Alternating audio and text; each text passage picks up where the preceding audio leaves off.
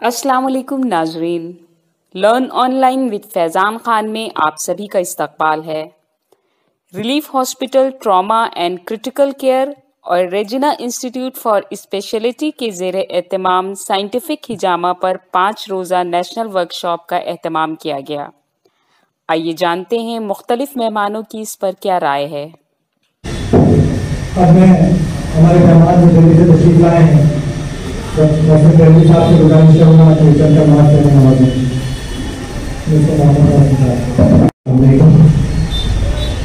मुझे उम्मीद है कि ये 5 दिन का जो ट्रेनिंग सेशन रहा आप लोगों के लिए वो काफ़ी अच्छा रहा होगा।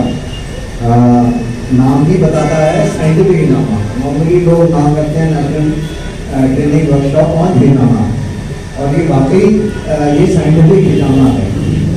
2010 में इससे 1984 से ताल्लुक है, लेकिन मैंने हिजामा के बारे में कभी नहीं सुना था। 2010 में मैं टिगर कॉलेज दिल्ली में जो हाई दिल्ली के मैंने टिगर कॉलेज है वहाँ गया, तो एक फॉर्मर्स आए हुए थे, उनको मैं वहाँ का कॉलेज दिखाने गया। तो मैंने वहाँ एक असिस्टेंट प्रोफेसर थे वो हिजामा कर रहे थे, तो मैंने कभी दफा वो हिजामा देखा। इसके बाद से 2011 में मेरी एकदम जब सुबह उठा तो मेरी गर्दन बिल्कुल लगा गई थी। मैं गया डॉक्टर के पास, अपने जो जीपी हैं, और मुझे क्योंकि बाहर ट्रैवल करना था अगले 15 दिन में, तो उन्होंने कहा कि सवाल ही नहीं होता कि आप इस पोजीशन में ट्रैवल कर सकते हैं। 15 दिन का टाइम था। उन्होंने मुझे कहा कि जो कुत्ते के पट्टे बांधते हैं वो उंगली पट्टा बांधो अपने गर्दन में और पेन किलर ले लो। तो मुझे एकदम से हिजामा का ख्याल आया। मैंने टिगर कॉलेज फोन किया, अपॉइंटमेंट ली, गया, क्योंकि वहाँ हाइजीन का मसला था, इसलिए वो ड्राई कपिंग उन्होंने करी।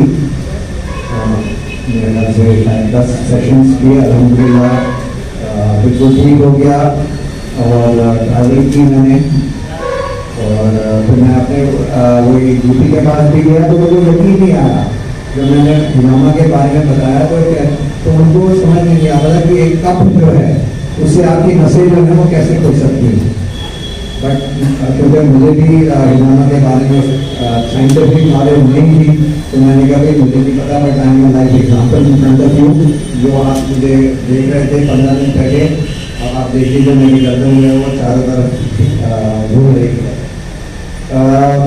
ये मेरा ट्राई करने का एक्सपीरियंस था। फिर कुछ साल बाद, 2 साल बाद, एक साहब बॉम्बे से आए, मैं नाम नहीं दूँगा। उन्होंने एक गुड़गांव में कैंप रखा और मेरे पास फोन आया कि मैं जो शुरुआत है वो आपके हिजामा से करना चाहता हूँ। मैं भी जोश में आया, मैंने कहा चलो मैं भी करा लेता हूँ। खैर मैं जब वहाँ पहुँचा तो एक स्कूल में उन्होंने किया था। उन्होंने मुझे उल्टा लिखाया, कब लगाए, इंसिशंस लगाए और मुझे दिखा दिया। कोई हाइजीन का कोई फायदा नहीं हुआ।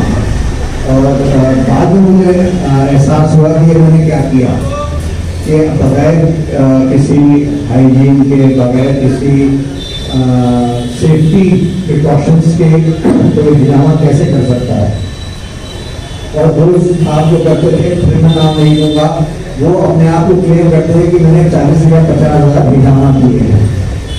तो क्या हाइजीन कर रहे थे उसके बारे में कुछ नहीं था।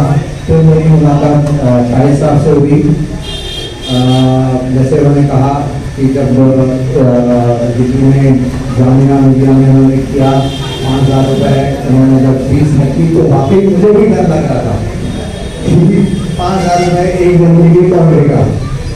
उस वक्त तो मैंने नहीं कहा कि मुझे डर लग रहा है, लेकिन अल्हम्दुलिल्लाह जैसे उन्होंने बताया कि हमने 45 से ज़्यादा हिल स्टेशन थे, बैठने की जगह नहीं थी।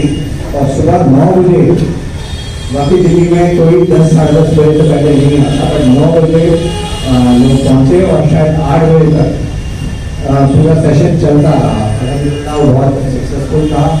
श्रीनगर गए, श्रीनगर में भी हम लोगों ने देखा इंथुसियाज़म वहाँ ज़्यादा आ रही है, उनके साथ कोलैबोरेशन भी। लेकिन वहाँ पे भी हमने ये देखा कि सर्जिकल ब्लेड्स का इस्तेमाल नहीं करते थे वो बकायदा नीडल से वो पंचर करके ब्लड निकालते थे, तो बहुत पेनफुल होता है। तो उनको भी बल्कि डॉक्टर्स को शायद साहब ने ही सिखाया कि भाई इंसिशन से ही आप लोग करिए, सर्जिकल ब्लेड से इंसिशन कीजिए। तो ये चीज़ें जो है ना, ये बहुत फायदेमंद होती है जब शायद साहब ट्रेनिंग देते हैं। तो जो कुछ जैसे आपके हॉस्पिटल में कर रहे हैं, तो डेफिनेटली यहाँ के स्टाफ ने भी देखा होगा कि हाँ जी किस तरह से हिजामा हो रहा है।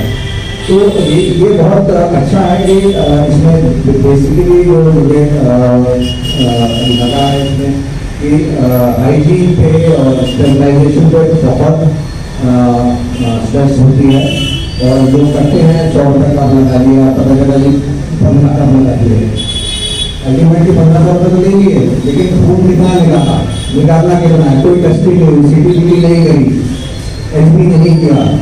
तो ये अभी एक साहब बॉम्बे में मैंने भी पढ़ा सोशल मीडिया पे कि कोई डायरेक्टली छाप रहे हैं वो हिजामा प्रैक्टिशनर्स की, और उसमें ये लिखा था qualified as well as unqualified हिजामा प्रैक्टिशनर्स।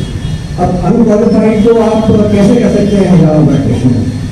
यानी आप लोगों के जिंदगी से खेल रहे हैं। कल वो आपने कट दिया, वो पेशेंट बेहोश हो गया, तो आप क्या करोगे? वो तो छोटा के भाग जाएगा वो। तो दिस इज मस्ट कि हम लोग साइंटिफिक हिजामा करें, और जैसे करते हैं कि सिर्फ BMS, BMS, MBBS को भी ट्रेनिंग देते हैं। यही होना चाहिए कि हमारे जितने भी प्रैक्टिशनर हों वो भी हिजामा सीखें, और I wish all the best, और मुझे उम्मीद है कि आप लोग इसका फायदा उठाएंगे। Thank you.